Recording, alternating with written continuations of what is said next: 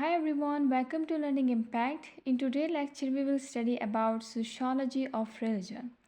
Sociology of religion, with this term was first coined by the French philosopher and sociologist Emile Durkheim, who discussed this term in his work The Elementary Form of the Religious Life, which was published in 1912. It actually analyzes religion as a social phenomena. Social phenomena means that religion affect our society and in turn it is get affected by our society. And this is the main difference between sociology of religion and theology. They both focus on religion, but sociology of religion discuss religion as a social phenomena, means in relation to society. Its religion impact on society and how society shape our religion, while theology focus only on the divine beliefs.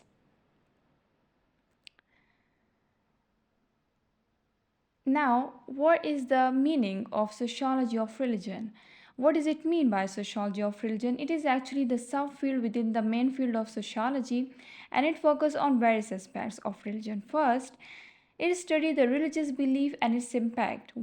It studies that what kind of practices in society has regarding to a specific religion and how does it impact our society. Then, what is the role of religion in social cohesion? Social cohesion means social order.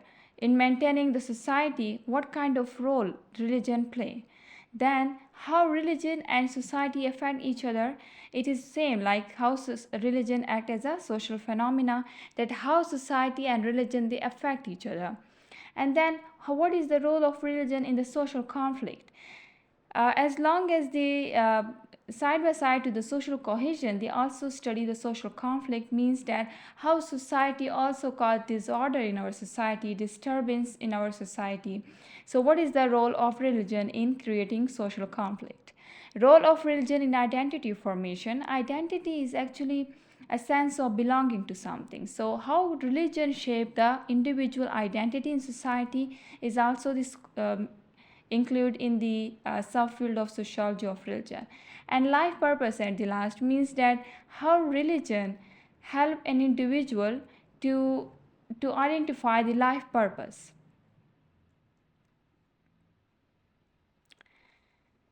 Then we will discuss definition of sociology of religion by different sociologists. As we know, there is no straightforward definition in the sociology of every phenomena, of every terminology. Every terminology discussed by different sociologists in their own on their own ways and perspectives. First one is a definition by Emile Durkheim. This definition focus on the study of beliefs, practices, and symbols by which a community interpret and respond to a sacred and profane. Sacred and profane were the two terminologies coined by Emile Durkheim, who say the sacred refers to the holy activities in the context of religion, and profane are the ordinary activities like our job activities. So, sociology of religion is actually a study of our beliefs and practices, and also that how individuals respond to the holy activities in his life and to the ordinary activities. Then definition given by the Karl Marx. Karl Marx actually termed religion as an opium of people because he believed that religion is actually making people sleep, so they do not speak up against the oppression or for the justice and rights of an individual. Actually, religion taught people that everything that is happening to him is because of the God's will. That's why they do not speak up for themselves. So Karl Marx was actually uh, calling a sociology of religion as the study of the opium of people. Then definition by the George Simer, who say that it is actually a way of seeing the world, a mental attitude that shapes our experience and interpretation of reality. According to George Simmel, it is the religion which make mental attitude and interpretation of reality differ from one person to another. For example, it means that people from different religious background will view the world differently as their religious background is different, which is their mental attitude towards reality. Then the definition given by the Peter Berger, who say that it is a systematic study of the ways in which the religious behavior is shaped by and in turn shapes the wider structure and culture. So this is also the same as religious institution is a social phenomena, that how religious behavior is shaped by individual and how it in turn shape the social structures. Then definition by Max Weber, who say that it is a system of ideas that answer the ultimate question of life, including questions concerning meaning and purpose of human existence and the problem of evil. There are various questions like what is the end of our life, purpose of human existence, the problem of evil. Such kind of questions can never be answered by the natural sciences, as it does not cannot prove the evidences, because this is something the hypothetical questions. So such kind of questions are mostly dealt by the social sciences, mostly philosophy. And sociology of religion also focus, according to Max Weber, such questions that what is the purpose of human existence and the problem of evil, as these questions are related to the religion.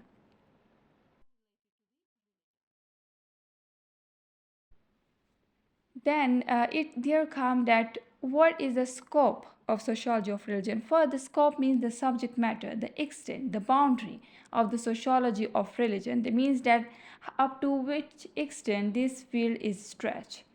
So, scope of sociology of religion, it includes religious institution. A study the religious institution means a study structure, a study function, how it works in our society. Then religious trends and changes, how the religious practices it evolve with time. It also study this. Then intersectionality, that how the religious identity of an individual intersect with the another identities of individual, like our race, our gender. This is also an individual's identity. So how the religious identity intersect with other identities and affect the individual behavior in society. Then social function of religion, that what kind of role as religion play in our society. Relation with other social institutions, how the religious institution maintain their relationship with other institutions of our society, like economic institution, political institution, education institution, and so on. Then social change and religion, that any social change that happen in our society, what is the role of religion behind this, what is the role of religion in activism, what is the role of religion behind the movements that bring change in the culture or in the way in the norms of our society. So what is the role of religion in the social change or any movement regarding the activism. Then secularism and modernization, that how the religious institution become weaker as the society become more modernized, because as modernization is based on the rational choices and religion is based only on the belief system, so how they both interact and how they affect each other, these both institutions affect each other. Pluralism and interfaith relation, that how the people from the different religious background live together in our society and how these people from the different faith they interact in our society. Comparative analysis, that how the religion practices, the same religion practices is performed in different areas of the world differently. For example, a Muslim living in Saudi Arabia will perform Islam or will follow Islam in different ways as compared to a Muslim who are living in Turkey. So how the religious practices, which is from the same religion, is performed by different people from different background differently. And global perspective, that how religion play an important role in shaping the international relation, also transcend the national boundaries. So this is all the scope of the sociology of religion.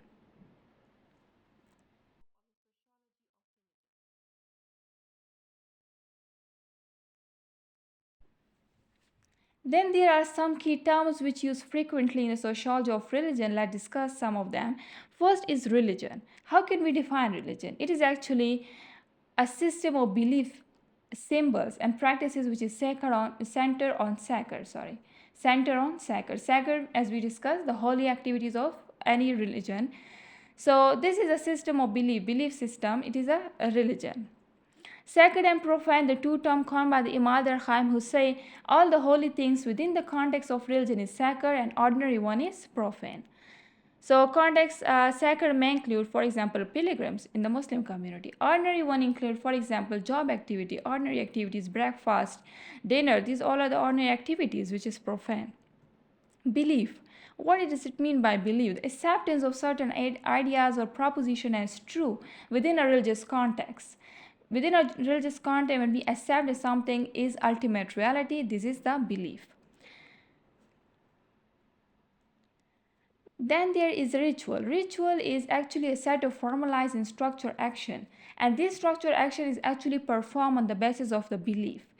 For example, pilgrims, it is the ritual which is perform action. The prayer, which is the perform action. So this is the called the ritual. Ceremonies include, for example, Eid ceremonies in the Muslim communities are rituals. Then secularization, a process through which the religious belief, practices, and institutions they lost influence and significance in society has become more modern and rationalized. Because the secularism, for example, in France, when there was a French Revolution, the religious institution become weak, and the society become more modern and more rationalized. So this is the process of secularization. Then pluralism. Pluralism means that the coexistence of the diverse religious beliefs and practices when they live in a single society, that is pluralism. Then there is a term religious identity, a sense of self and belonging which individuals associate with their religious affiliation and belief. For example, if I am Muslim, I belong to a Muslim community, I will feel a sense of self and belonging to this particular community wherever I found these people, because this is considered my religious identity. So this is actually a sense of self and belonging which is actually based on the religious belief. Then fundamentalism, which is actually opposite to modernization, a conservative and traditional approach to religion that emphasizes a strict adherence to religious doctrine, means that they does not let the religious practices to be evolved. They just want the religious practices to be performed exactly same in the same way as it performed in ancient time also. So this is the fundamentalism, which is actually the strict adherence to religious doctrine. Then charisma. This was the term which was coined by the Max Weber, and it referred to a quality or characteristic of an individual that leads others to see them as possessing exceptional power. Just because of the exceptional power means any divine power, God-gifted power, which people view someone as having the divine power. For example, in Islam, we see the Prophet Muhammad, peace be upon him, as a charismatic personality because he has extraordinary, exceptional power, exceptional qualities in or characteristics. So this is called charisma.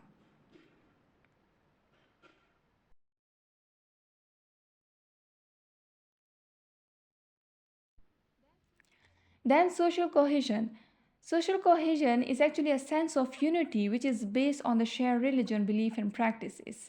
This is the social cohesion. Then cult. Cult, group of people who share common belief and practices. This group of people we call cult. And then ritualization, a process of forming rituals. A process of forming or establishing religious rituals and recognized in a society is actually ritualization. Then religious socialization. Religious socialization is actually a transmission of religious belief from one generation to another. It is religious socialization. Then conversion. When a person they adopt a new religious faith, this is the conversion. Then sacred canopy. This was actually a term which was discussed by the Peter M. Berg in his book The Sacred Canopy: Elements of the Sociological Theory of the Religion, which was published in 1967, and this was actually referring to the overarching encompassing system of belief and values that provide a sense of order, meaning, and significance to society or group of people. It simply means canopy means some sort of cover, some sort of sheet.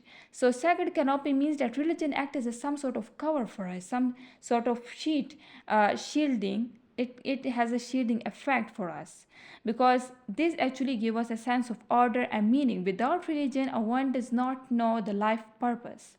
So this is called the sacred canopy, which was given by the Peter M. Berger. Then the sect. Sect, a religious group that emerges as a distinct subgroup within a large religious tradition, means that they perform the same religion but they perform it in a distinct way. So this will call a sect, for example, Shia sect, Sunni sect in Muslim community. Okay, so this was all the terms. Now we will discuss some theories of the religion sociology. Major theories of the religion sociology. First is the functionalism. This theory focus on the on the positive role of the religion in our society, and this theory was actually given by the propagated by the Imad Khan, who said that religion creates social cohesion by promoting shared belief, values, and rituals, and reinforce the collective consensus of community. Then the second is the conflict, which was actually propagated by Karl Marx. And this state that role of religion is actually maintaining social inequality and maintaining the dominant power structure, as we discussed, that he called religion as an opium of people. Then symbolic interactionism. This was a theory which was given by the Max Weber and George Simmel. And according to this theory, that how individuals negotiate and construct their religious identity through a social interaction. This theory actually focuses on the social interaction. Then there is a theory, a feminist theory of religion. This theory believed that this theory actually focused that how religious belief and practices reinforce or maybe challenge gender norms or inequalities. Then the theory, which is the rational choice theory. Rational choice theory actually was propagated by the Rodney Stark, who say that people make rational choices which is based on the cost and benefits when deciding whether to participate in religious activities or join religious group, whether I should join or not. It is based on the rational choices, and rational choice is based on the cost and benefit, means that a person join the religious activity based on the personal objective and personal benefits. Then another theory, which is theory of the religious market and supply side. This theory say that it actually approach religion as a product or service which is offered in a competitive religious market. So this is actually used to check the vitality of the religion in nowadays life. That either that religion is vital or not, they actually use this kind of approach. Then new religious movement theory. This theory actually focuses on emergence and growth of new and alternative religious group or cults. It examines the factors that leads to individuals to join these movements and the social context in which they arise. Then the secularization theory. This was actually propagated by Max Weber and Peter Berger, and this theory states that as society modernizes, religious influence decline and secular institutions and values become more prominent. Then postmodern theory, it actually challenged the idea of the universal truth and questioned the validity of grand narratives, including religious one. And they explore the plurality of the religious belief and fragmentation of the religious authority in contemporary societies. Means that he actually adopt the attitude of seeing everything through the attitude of skepticism, means doubting everything, questioning everything. It actually challenged the idea that there is something ultimate truth in our society, because according to postmodern theory, everything in a universe is subjective. Okay, so this was the end of our lecture. Thank you for watching. Leave your questions in the comment section below. Like, share, and subscribe our channel for latest lectures. Thank you so much.